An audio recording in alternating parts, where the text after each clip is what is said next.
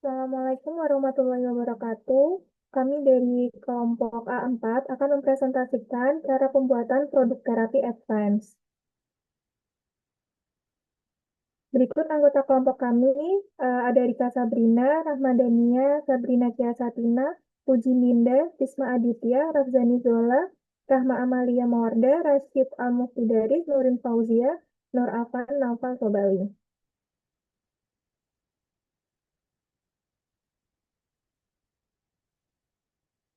Produk terapi advance. Pembuatan produk terapi advance yang meliputi produksi sel, produk rekayasa jaringan, dan terapi gen harus dilakukan dengan sangat hati-hati karena sifat biologisnya yang rentan terhadap kontaminasi.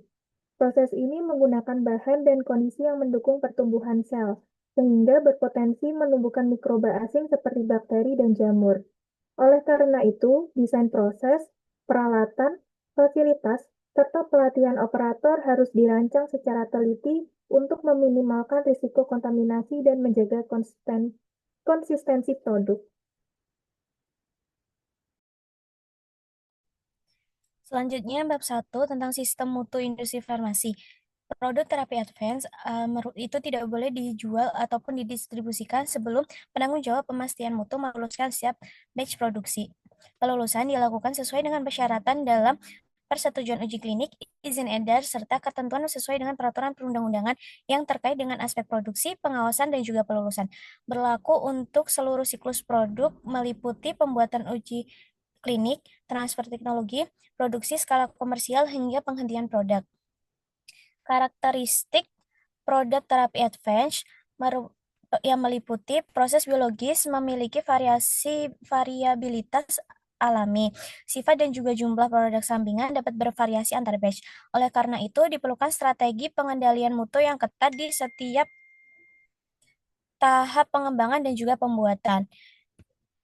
Manajemen mutu resiko mutu atau MRM menjadi komponen kunci dalam sistem mutu untuk produk terapi advance. Prinsip dari MRM diatur dalam Aneks 13 CPOB. Tujuan penerapan MRM antara lain untuk mengembangkan strategi pengendalian di setiap tahap proses, meminimalkan variabilitas proses biologis, serta mencegah kontaminasi dan kontaminasi silang. Kemudian bab 2, personalia. Prinsip umum dari personalia yaitu personalia yang bekerja di fasilitas CPPTA harus memiliki kualifikasi, pelatihan, dan pengalaman yang sesuai dengan tanggung jawabnya. Mereka wajib memahami prinsip GMP khusus produk berbasis sel dan terapi gen. Kemudian jumlah personil harus memadai tetapi dibatasi untuk meminimalkan risiko kontaminasi di area bersih atau clean area. Dan hanya personil berwenang yang diizinkan melakukan manipulasi bahan biologis dan memasuki area tertentu. Kemudian untuk kualifikasi dan pelatihan, setiap personil harus melalui pelatihan awal dan berkala yang meliputi teknik aseptik dan manipulasi sel atau genetik, prinsip keamanan hayati atau biosafety sesuai tingkat risiko BSL 2 atau BSL 3, kemudian pengendalian kontaminasi silang dan pengelolaan biohazard, prinsip-prinsip GMP dan dokumentasi mutu. Pelatihan harus dievaluasi efektivitasnya dan seluruh catatan disimpan sebagai bukti kualifikasi. Tanggung jawab dan akses personil, tugas dan tanggung jawab setiap personil harus terdefinisi dan terdokumentasi dengan jelas. Tanggung jawab utama meliputi kepala produksi, kepala pengawasan mutu atau QC, penjamin mutu atau QA, dan biosafety officer untuk kegiatan berisiko biologis.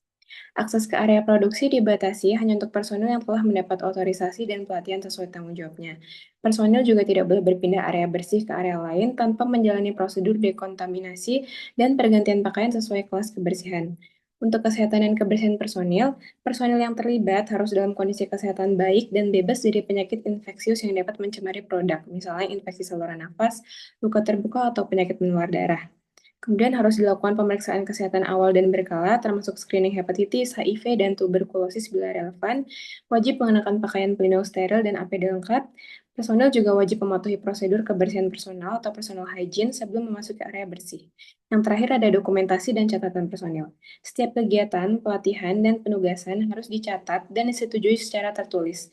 Catatan meliputi kehadiran dan kegiatan personil, riwayat pelatihan, pemeriksaan kesehatan, dan deviasi atau penyimpangan yang terjadi saat bekerja. Dokumentasi ini harus tersedia untuk audit internal maupun pemeriksaan otoritas BPOM. Bab ketiga yaitu bangunan dan fasilitas. Bangunan dan area produksi itu terdapat pada Aneks 2A CPOB.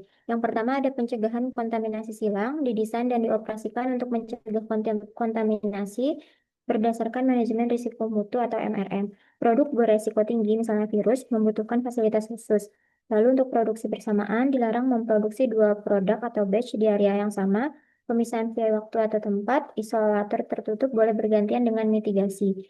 Virus berbeda, udara harus 100% dibuang tanpa resirkulasi.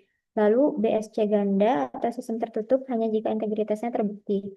Lalu ada kebijakan khusus yaitu penyimpangan harus ada justifikasi MRM dan kontrol teknis organisasi. Untuk keselamatan dan mutu, operator atau lingkungan tidak boleh menurunkan mutu produk.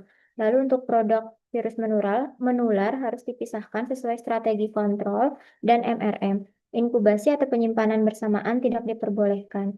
Untuk sistem udara, minimalkan resiko kontaminasi silang dan gunakan unit khusus atau single pass. Untuk penyimpanan bahan, media atau buffer boleh disimpan sementara dengan batas dan syarat tertentu.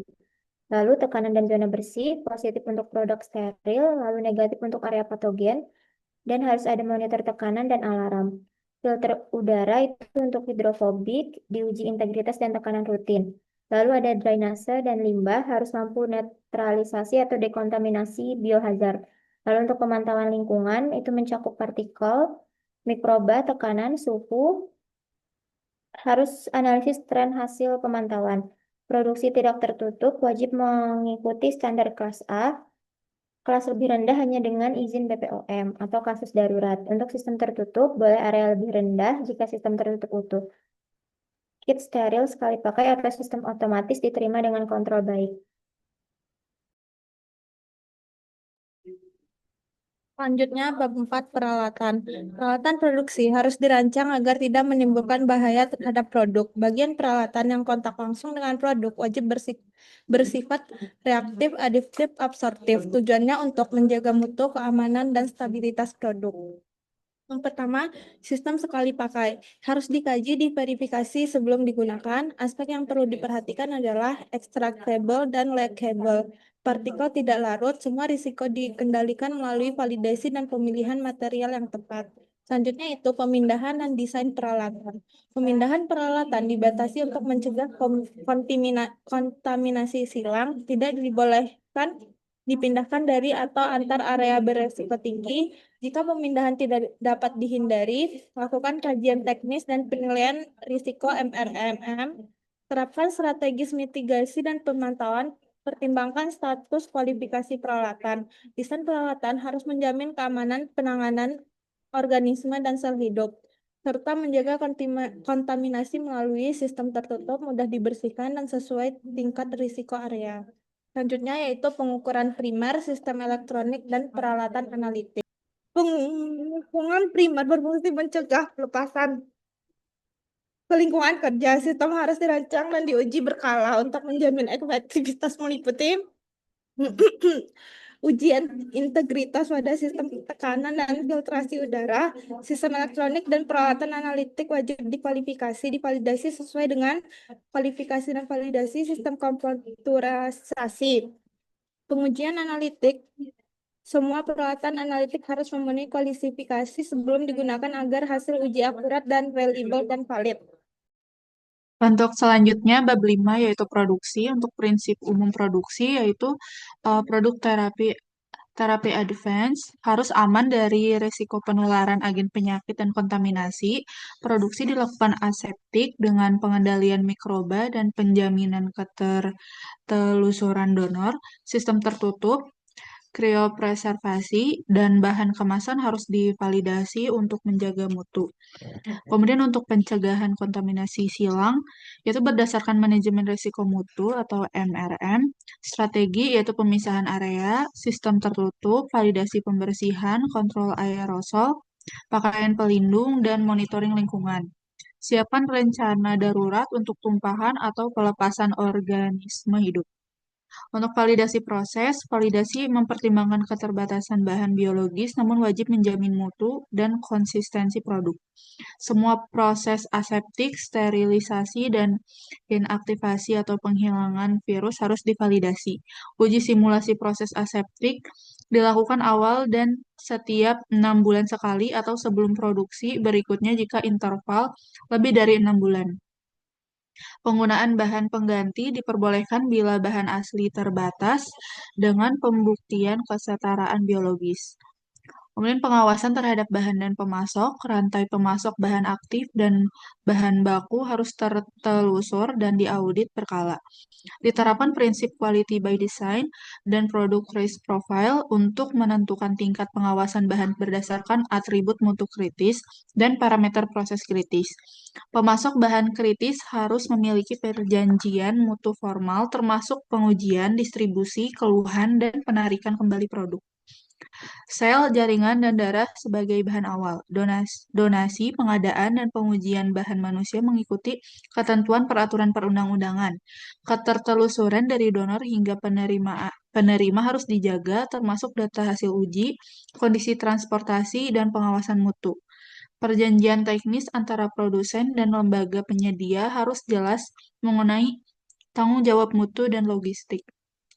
Lot benih dan bangsel. Sistem bangsel dan lot benih wajib tersedia untuk mencegah penyimpanan genetik akibat subkultur berulang. Pembentukan, penyimpanan, dan penggunaan dilakukan sesuai CPOB dengan lingkungan terkendali.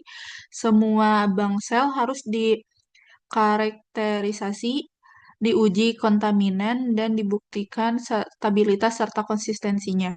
Penyimpanan dilakukan pada suhu nitrogen cair, dipantau kontinu, dan sebaiknya dibagi di lokasi berbeda untuk menghindari kehilangan total. Selanjutnya ada pengawasan mutu. Pengawasan mutu menurut WHO adalah bagian dari CPOB yang memastikan bahwa bahan baku maupun produk obat hanya dilepas jika kualitasnya telah memenuhi standar. Prinsip dasar pengawasan mutu meliputi yang pertama, ketersediaan fasilitas yang baik, personel terlatih, serta prosedur yang telah disetujui untuk pengambilan sampel dan pengujian. Yang kedua, pengambilan sampel dilakukan oleh petugas berwenang sesuai metode yang telah ditetapkan. Metode pengujian harus tervalidasi. Yang keempat, semua kegiatan pengujian dan penyimpangan harus dicatat serta diinvestigasi. Yang kelima, produk jadi harus mengandung zat aktif sesuai komposisi, memenuhi kemurnian, dikemas, dan diberi label dengan benar. Yang terakhir, hasil pemeriksaan bahan dan produk harus terdokumentasi dan sampel tinggal disimpan untuk kemungkinan pengujian ulang. Aspek pengawasan mutu yang pertama, kontrol bahan baku dan sumber sel. Sumber biologis harus terlacak dan tervalidasi. Selanjutnya, uji untuk kontaminasi mikroba, virus, dan mikoplasma. Yang ketiga, dokumentasi informed consent pasien untuk bahan autologus. Yang kedua, kontrol proses produksi. Yang pertama harus dilakukan di fasilitas dengan GMP khusus produk biologis. Yang kedua, pemantauan parameter lingkungan. Yang ketiga, validasi proses termasuk sterilisasi, penyimpanan, dan transportasi. Yang ketiga, kontrol produk akhir. Yang pertama, uji identitas, potensi, kemurnian, viabilitas sel, dan keamanan. Yang kedua, uji stabilitas dan sterilitas. Yang ketiga, pengujian aktivitas biologi yang relevan dengan mekanisme kerja. Yang terakhir, pengawasan pasca pemasaran. Yang pertama, pemantauan efek jangka panjang terhadap pasien. Yang kedua, registrasi pasien untuk menilai efektivitas klinik dan keamanan jangka panjang.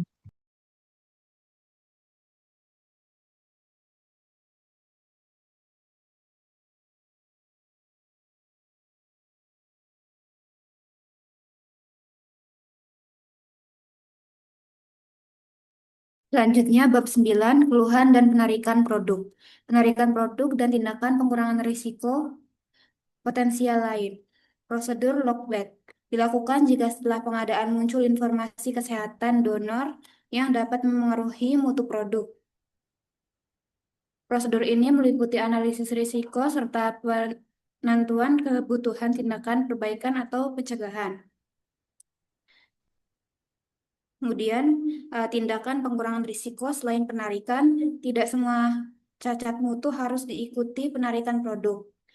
Dapat dilakukan tindakan lain seperti penyampaian informasi kepada tenaga kesehatan, terutama bila penghentian pengobatan justru menimbulkan risiko lebih besar bagi pasien.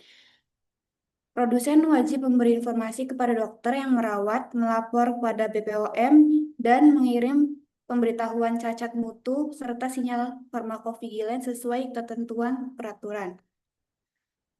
Kemudian simulasi penarikan produk atau penyebaran informasi dilakukan untuk menguji ketangguhan dan efektivitas prosedur penarikan atau penyebaran informasi kepada tenaga kesehatan. Evaluasi dilakukan pada jam kerja dan di luar jam kerja. Frekuensi simulasi harus disesuaikan dengan tingkat risiko dan kompleksitas produk. Untuk produk yang memiliki izin edar, simulasi tahunan dianjurkan kecuali ada alasan atau justifikasi lain. Selanjutnya bab 10 yaitu dokumentasi spesifikasi. Pertama, dokumentasi tambahan diperlukan meliputi sumber bahan awal dan bahan baku, asal-usul bahan, rantai distribusi bahan, metode pembuatan yang digunakan, prosedur pengawasan mutu. Untuk tujuan dokumentasi tambahan yaitu memastikan tingkat pengendalian dan pengawasan yang sesuai, menjamin mutu mikrobiologi dari bahan. Khusus untuk beberapa produk, diperlukan definisi spesifik mengenai bahan yang menyusun setiap batch produksi. Selanjutnya yaitu ketertelusuran. Penggunaan sel dan jaringan manusia. Jika menggunakan sel atau jaringan manusia, harus ada sistem ketertelusuran penuh dari bahan awal hingga produk akhir, sambil menjaga privasi dan kerahasiaan data kesehatan sesuai aturan hukum. Yang kedua yaitu identifikasi bahan awal dari manusia. Bahan asal manusia harus dijelaskan asal-usulnya, termasuk pemasok dan sumber anatominya. Selanjutnya yaitu sistem pelacakan dua arah. Sistem pelacakan dua arah harus dibangun dan diterapkan selama seluruh proses baik manual maupun otomatis. Yang selanjutnya yaitu pencatatan dan audit ketertelusuran. Catatan pelacakan harus didapat diaudit terhubung dengan catatan batch dan mudah diakses jika terjadi efek samping atau insiden pada pasien. Selanjutnya penyimpangan catatan ketertelusuran. Catatan ketertelusuran untuk produk berbasis sel atau jaringan harus disimpan selama 30 tahun setelah masa kadaluarsa untuk memastikan keamanan dan pelaporan efek samping serius sesuai peraturan. Dan yang terakhir yaitu penggunaan sel genogenik. Jika bahan berasal dari sel genogenik, data identitas donor hewan juga harus disimpan selama 30 tahun, kecuali diatur berbeda dalam izin edar atau uji klinik. Selanjutnya bab 11 kegiatan ahli daya, pengumpulan bahan awal dan pengujian yang sangat terspesialisasi, misal pengurutan eksom, dapat dialihdayakan ke pihak ketiga yang tidak berlisensi CPOP dengan ketentuan sebagai berikut. A. Ada alasan dan justifikasi di dalam sistem mutu. B. Pemberian kontrak bertanggung jawab untuk memastikan bahwa penerima kontrak menerapkan tingkat sistem mutu yang setara dengan CPOB, tingkat risiko terhadap produk dan kegiatan yang dilakukan dikaji dengan menggunakan prinsip-prinsip manajemen risiko mutu. Yang C, bahwa kualifikasi atau validasi secara profesional yang sesuai dilakukan dengan mengacu pada bab 12 kualifikasi dan validasi dan aneks 3 dan bab 13 manajemen risiko mutu untuk menunjukkan bahwa kegiatan tersebut tidak merugikan mutu produk yang dibuat. Mungkin sekian dari kelompok kami. Apabila ada kesalahan, mohon dimaafkan. Assalamualaikum warahmatullahi wabarakatuh.